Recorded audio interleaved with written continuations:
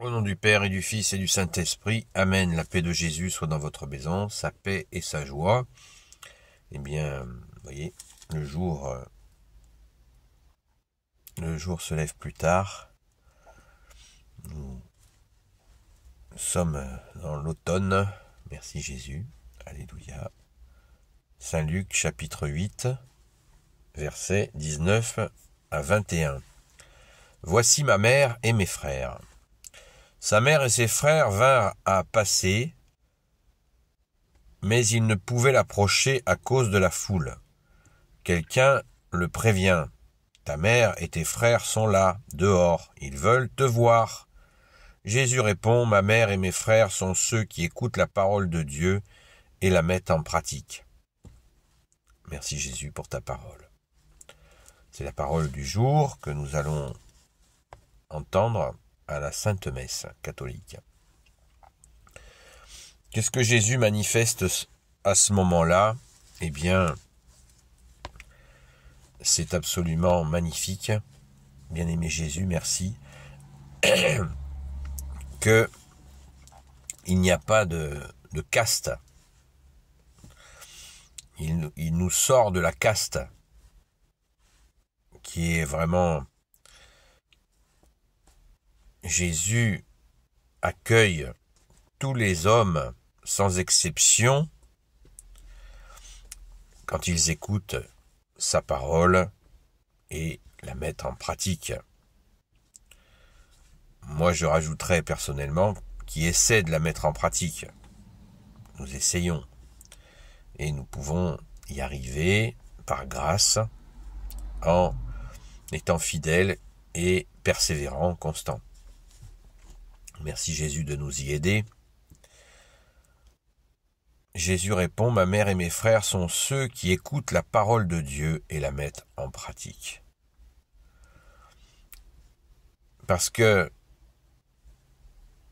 Jésus, la relation de Jésus avec sa Sainte Mère, Marie, certains, quand ils ont lu cette parole, et puis il y a une autre parole à un moment donné où Jésus dit « Femme, que me veux-tu » Il répond à Marie « Femme, que me veux-tu, mon heure n'est pas venue. » Et à certains moments, certains disent que Jésus a une parole qui a l'air dure comme ça avec la très sainte Vierge Marie, que nenni, il n'en est rien, pas du tout. La Sainte Vierge est parfaitement consciente et aimée de son Fils bien-aimé Jésus, et c'est bien réciproque.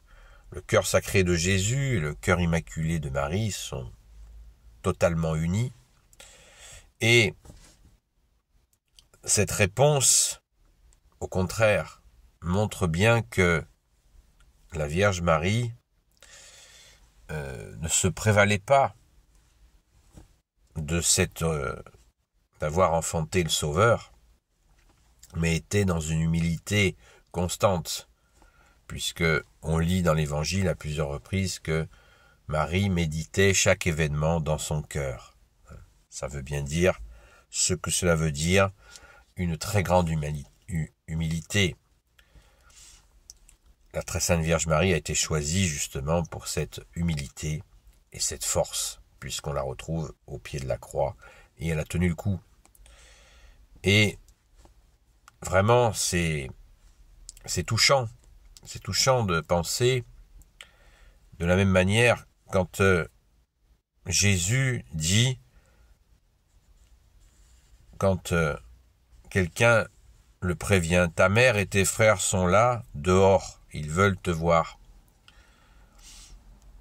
Des protestants ou des évangélistes ont la détestable habitude de dire que voilà la preuve que la très sainte Vierge Marie n'était pas vierge, puisque la personne dit « Ta mère et tes frères sont là, dehors, ils veulent te voir ».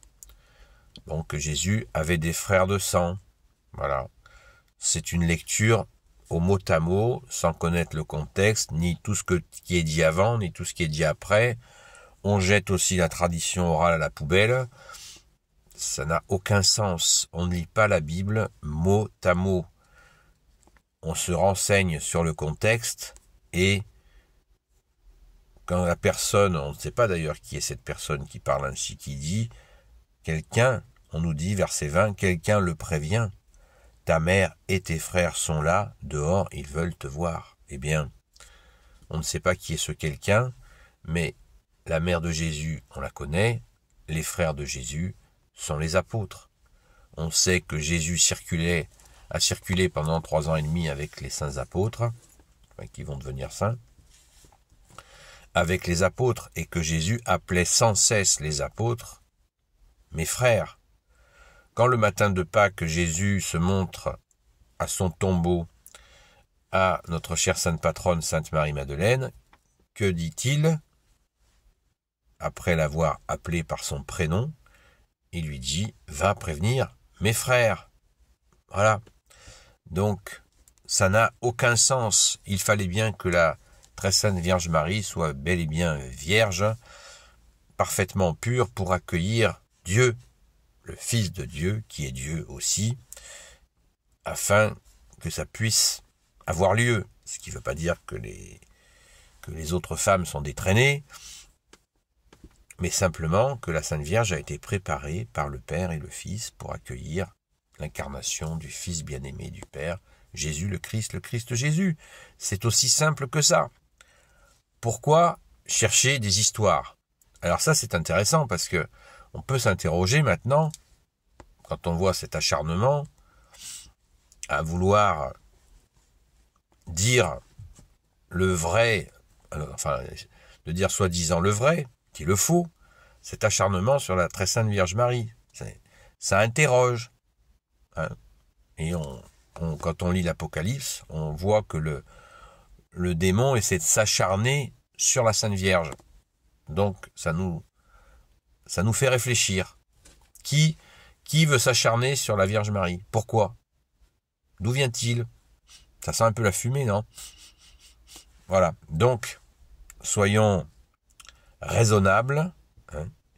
Accueillons la parole en écoutant d'autres paroles de Jésus, cherchant les éléments de contexte, parce que quand on lit comment la Sainte Vierge a été choisie pour accueillir Jésus, eh bien, on comprend bien sûr on comprend sa virginité, on comprend son don total de sa personne pour accueillir le premier avènement du Sauveur, Jésus, le seul Messie pour l'éternité. Amen. Béni soit le Père, le Fils et le Saint-Esprit. Amen.